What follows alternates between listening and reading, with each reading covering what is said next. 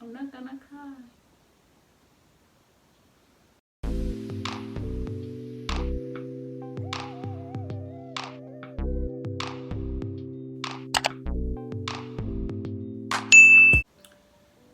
Hi guys, welcome to my YouTube channel. If you're a regular, you are a darling. Thank you for returning. If you're new, my name is Patience Miss P, and join the family. Subscribe, share, and like, and let's grow this family together. So, as you have seen by the title of the video, um, I'm gonna be talking about why I regret. Oh, child, I am sweating. As you have seen by the title of the video, I will be talking about why I regret saying my final goodbyes to my mom. Yeah. So guys, I lost my mom 2004.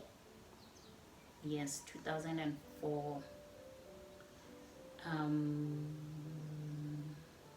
yeah, I lost her 2004, end of May, because she was buried on the 6th of June. If it's not the 6th, it's the 4th of June 2004. Yes, so I lost her end of May. I was 14 years old, and yeah, and then I lost her. My mom and I were very close, guys. I'm the last born. I'm her last born, and we were very close, very, very close. She loved me way too much. She spoiled me. Yes, I admit she spoiled me.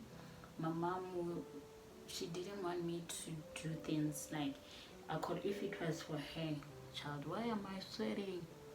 If it was for her, I swear I wouldn't even learn how to cook, how to clean, or even how to do laundry. You know, my mom would buy me 6 shirts for school so that I don't wash them. I just wear every day a new shirt.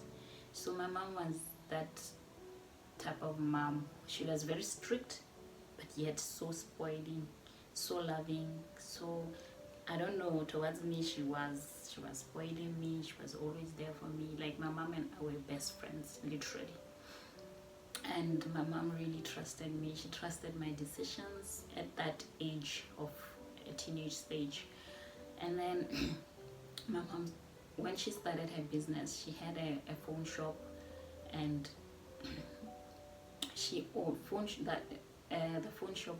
She was even selling clothes in that phone. That's where my love for selling clothes came from, because my mom always sold her whole life. I always seen my mom selling things and all that. So yeah, um that business, the phone shop and selling of clothes, I was the manager of it at that age, you know. And she even encouraged me to do accounting, so that I can learn how to, you know, how to manage books, how to manage accounts of that business of hers. So we were very close, and we were always together. We would go shopping together, we would go, everything we did together. So yeah. And then 2003, my mom started feeling sick. She was sick. 2003, I was doing Form 1, and my mom was sick. She was not bedridden, but she was feeling sick. She went for tests. She tested for everything that you can think of, and then she tested. She got sugar diabetes. I don't know which stage it was in, but it was really, really getting to her, and she it was getting worse all the time. As I remember, if I remember clearly, she was getting worse all the time. And with me, guys, if someone close to me is very, very sick, I'm always thinking positive. I'm always like, not putting um that thing inside my heart too much. I'm always like acting like things are okay. That's how I deal with things. That's how I deal with stress. I always act like things are okay. So with my mom, I think we are alike somehow. We because with her, she didn't even take it like so seriously, but she was taking her medication and all. But we did everything that we used to do together. Weekends I would always help her at her shop and all that until it got worse. 2000 early 2004. That's when she started injecting insulin in her, and it was getting worse. She was becoming so skinny and she couldn't eat and all that. And then there was one time she was sick. I remember my aunt and her friend, they took her to the hospital in Francistown, Nyangago Hospital. They took her to the hospital and she never came back when I was from school. And they told me that she was admitted. And every time when someone is admitted, guys, we all think like that person is never coming back, that person is going to die in the hospital. You know, we all have that negative thoughts in our heads. So that's what I thought immediately.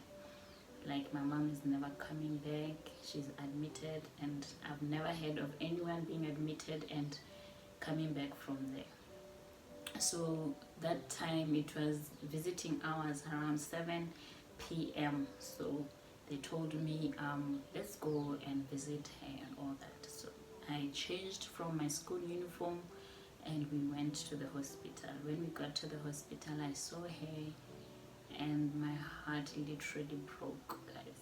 Like,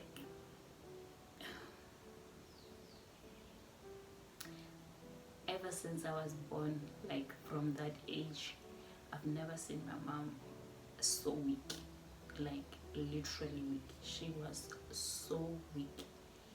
And when she saw me, she tried to be strong, but I could see that she was not. And the last words she said to me is, take care of the business. I'm not gonna cry.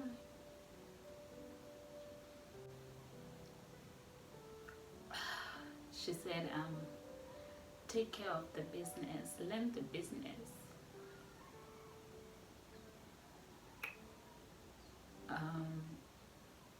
Yeah, you know, ever since I grew up, guys, my mom has always been a hustler. Like, she would sell clothes. I would have everything that I needed, everything. Like, if I wanted something, my mom would provide, because she was a hustler. She sold clothes all the time. Like, guys, she would go to Zambia, she would go to Zimbabwe. She did every single thing to make sure that I have clothes on my body, I have food, I pack nice things at school, you know. And the last words she said to me, it was, Ellie, I think, because I remember she was not admitted for that long. So maybe it was beginning of May of 2004, or mid-May, because that's the last time I saw her. She just said, take care of the business, learn the business. Selling is the best thing that you can ever do for yourself and all that. So yeah, so I learned the business. Hence why I sell clothes. I love selling. Everything that I do is selling. I sell clothes, I sell Herbalife. Like, it's because my mom was doing that. So I feel like that's what I got from her. So we went back home, and then tomorrow, the next day, I thought maybe I was gonna go and see her. You know, my auntie was saying, no, we think you should not go and see her because it's getting to her. when she sees you, she becomes emotional and all that, guys. I just listened like an obedient child. I didn't go and see her for maybe 2 weeks or so, or a week or so.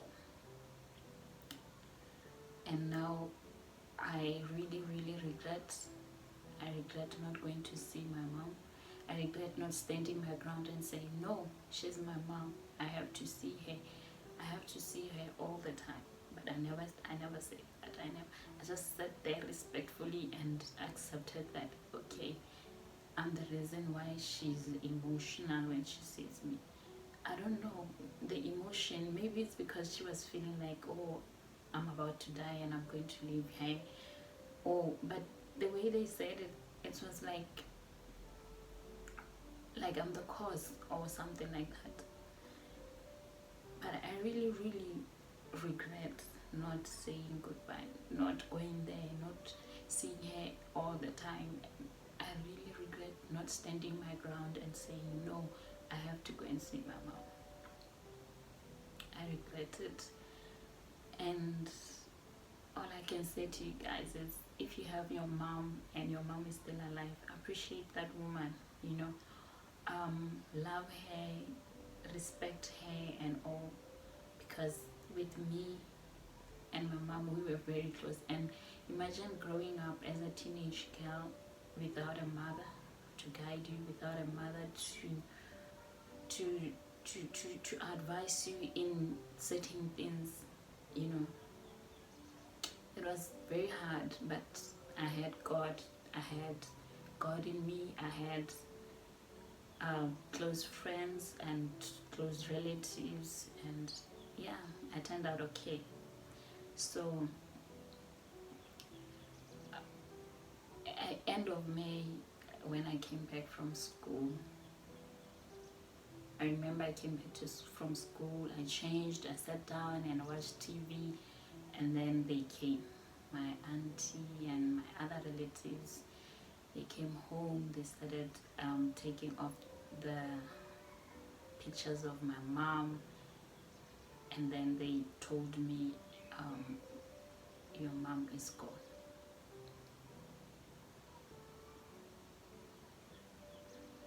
Guys, I never cried. Like I have a reaction, late reaction. Is it what is called? Like, I don't react fast when there's an incident, an accident, or bad news or anything like that. I don't react fast. So they said, your mom is gone. I was strong. I didn't cry. And then that was it. I was left without a mom. My life changed drastically. The only time I cried for my mom was when I saw her in that coffin. Reason why I cried, I don't think I cried because, oh, I lost my mom. I cried because she was looking like herself in that coffin. She was as beautiful as I remembered her. And that picture has never left my mind ever since 2004. Even now, I still, if I close my eyes, I still see that picture of her in that coffin, laying there peacefully and as beautiful as she was. And that's when I cried, and I think I cried again when the coffin was going down, because that was the last time she was here on earth. Yeah, so that's how I remember her.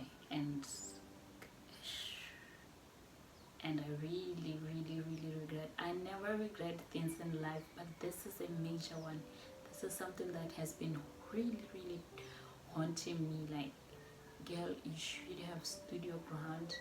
You should have went to see her. You should have done everything and anything possible to go and see her. And I hope wherever she is, she knows that it's not like I didn't want to see her. I was being that respectful child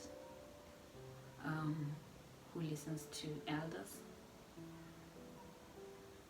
but I really wanted to see her. Yeah. So thank you for watching, and please respect that woman who is in your life. Respect them, love them, and cherish them, because growing up without a mother is not nice at all. Nothing is nice about it. So yeah, thank you for watching. Please like, subscribe, and share. Love you, and God loves you more.